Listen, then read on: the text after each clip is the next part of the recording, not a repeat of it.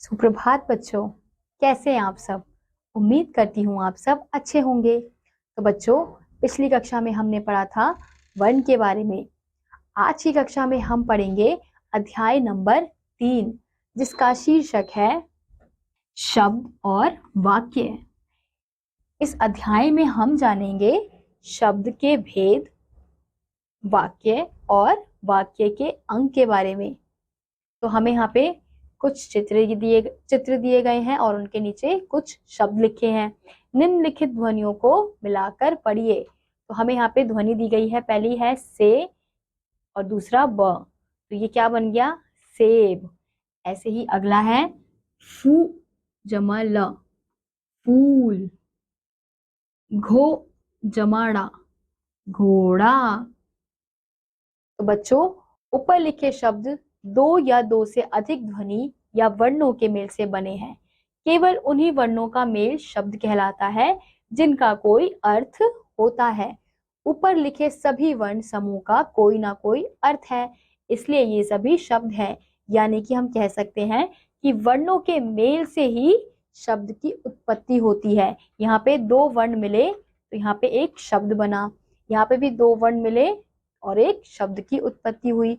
और इन शब्दों को और इन्हें हम तभी शब्द कहेंगे जब इनका कुछ अर्थ प्रकट होता है। जैसे सेब, हमें पता है क्या होता है? फल। यानी सेब यानी कि फल। फूल से भी अर्थ प्रकट होता है, घोड़ा से भी अर्थ प्रकट हो रहा है। तो ये सभी शब्दों से अर्थ प्रकट हो रहा है। तो ये सभी क्या है? ये वर्णों के सार्थक समूह को हम शब्द कहते हैं। तो यहाँ पे हम कह सकते हैं कि वर्णों के सार्थक मेल को शब्द कहते हैं। अब हम देखेंगे शब्द के भेद।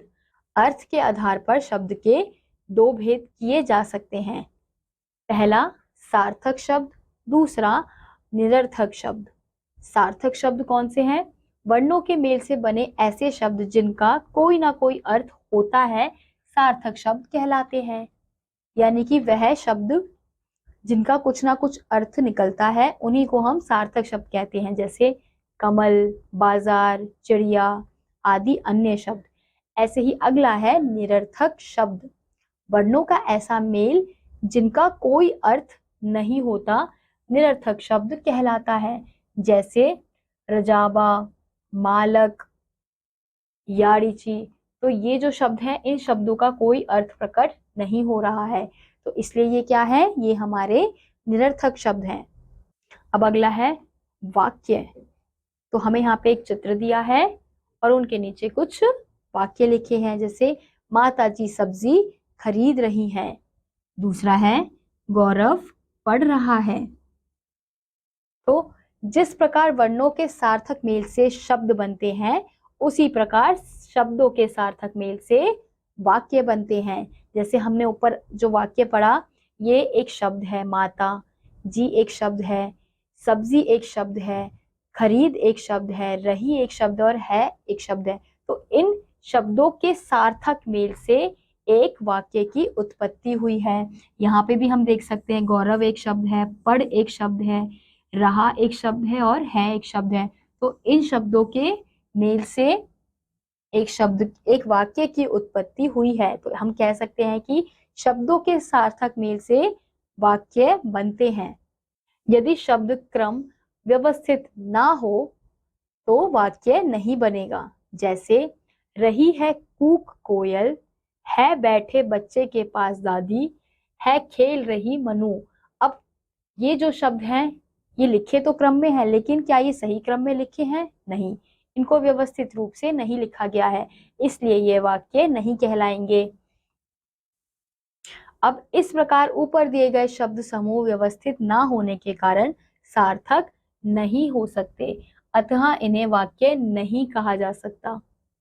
इनका सही क्रम इस प्रकार होगा: कोयल कूक रही है, बच्चे दादी के पास बैठे हैं, मनु खेल रही है। तो अब जो ऊपर हमें शब्द दिए गए थे, उनको नीचे सही क्रम में लिखा गया है, तो इनका अर्थ प्रकट हो रहा है। तो ये क्या होंगे? ये हमारे वाक्य कहलाएंगे। तो शब्दों के सार्थक मेल से वाक्य बनते हैं। विशेष वाक्य बनाते समय दो बातें होनी जरूरी है, यथा व्यक्ति या वस्तु का होना, दूसरे उनके द्वारा किए गए काम का बताया जाना।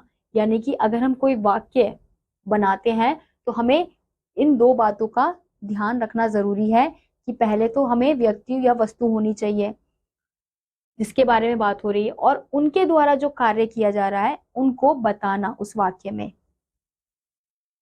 हम यहाँ देखेंगे वाक्य के अंग। पहला, वाक्य के दो अंग होते हैं। कौन कौन से? उद्देश्य और विधेय। तो उद्देश्य क्या है? वाक्य में जिसके बारे में कुछ कहा जाता है उसे उद्देश्य कहते हैं, यानी कि जिसके बारे में कुछ कहा जा रहा है। और विधेय, वाक्य में उद्देश्य के बारे में जो कुछ कहा जाता है उसे विधेय कहते हैं। यानी कि जिसके बारे में बात हो रही है वो उद्देश्य है, और जिसके बारे में जो कहा जा रही, जो बात कही जा रही है वो क्या है? वो विधेय होता है। यानी कि हर एक वाक्य में एक उद्देश्य और विधेय होते हैं। अब नीचे दिए गए वाक्यों को पढ़ें। अभिषेक व्यायाम कर रहा है। तो अभिषेक क्या है? उद्देश्य है, क्योंकि उसके बारे में बात हो रही है। और वो क्या कर रहा है? व्यायाम कर रहा है। तो उसके द्वारा जो कार्य किया जा रहा है वो क्या होगा? विधेय कहलाएगा। ऐसे ही मोना नृत्य कर रही है। तो उद्देश्य क्या है? मोना। ऐसे ही विधेय क्या है? नृत्य कर रही है। दादाजी टीवी देख रहे हैं। उद्देश्य क्या है? दादाजी। और विधेय टीवी देख रहे हैं। धोबी कपड़े धो रहा है। उद्देश्य धोबी, और विधेय कपड़े धो रहा है। तो हमने यहाँ देखा कि उद्देश्य और विधेय द्वारा ही वाक्य को लिखा जा सकता है। तो इसलिए हर एक वाक्य में एक उद्देश्य का होना जरूरी है और एक विधेय का होना जरूरी है। तो हमने देखा शब्द दो या दो से अधिक वर्णों के मेल से बनते हैं। वर्णों के सार्थक मेल से शब्द बनते हैं। शब्द दो प्रकार के होते हैं। कौन कौन से? पहला था सार्थक और दूसरा निरर्थक शब्द। शब्दों के सार्थक मेल को वाक्य कहते हैं। उद्देश्य और विधेय वाक्य के दो अंग हैं। इसी के साथ आज का ये अध्याय यहीं समाप्त होता है। उम्मीद करती हूँ आपको ये अध्याय समझ आया होगा। मैं आपसे मिलूंगी अगली वीडियो में। तब तक के लिए नमस्कार।